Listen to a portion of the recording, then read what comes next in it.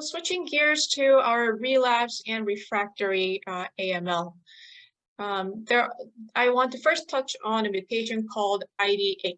There are two types of IDH mutation, 1 and 2, and they both occur in about 5 to 10% of all AML patients. So that's a sizable portion. This mutation blocks the stem cells or these myeloblasts, the leukemia cells, to maturate or to grow into adult cells. So those are all the X's that we see. And they just divide, and that's how the leukemia happens.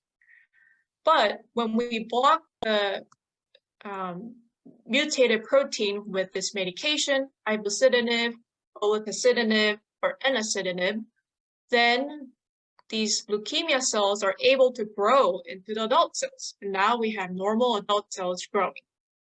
So this particular mechanism of how this works, how this medication works, brings on an interesting and sometimes very devastating side effect called differentiation syndrome. That's what we usually monitor for very closely when starting these treatments.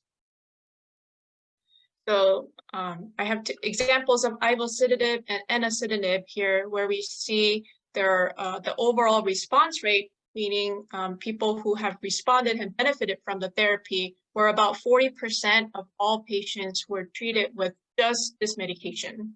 And in about 20% of the time, people had a complete response, and that's what CR means, complete response, where we were able to get rid of the leukemia. So Ivosidenib and Enasidenib are now approved for patients who have those particular mutations in AML. Olutasidenib was just approved about 2 months ago for patients with IDH1 mutation. And note that Ivosidenib also approved in the first line setting where people were not treated ever and were newly diagnosed. And that was also very recent. Lastly is the FLT3 inhibitor, Gilteritinib, and also in patients who had their leukemia come back and had a FLT3 mutation in their leukemia.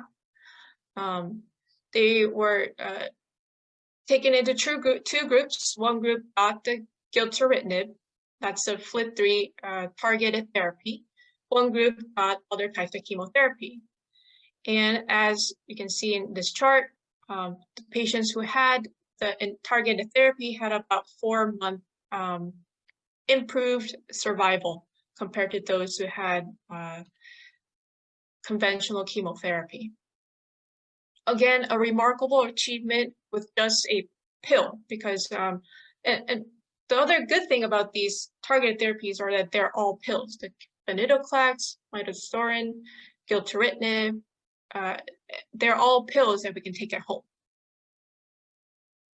This also led to the approval of Gilteritinib in those people who have FLT3 mutated acute myeloid leukemia that had their disease come back.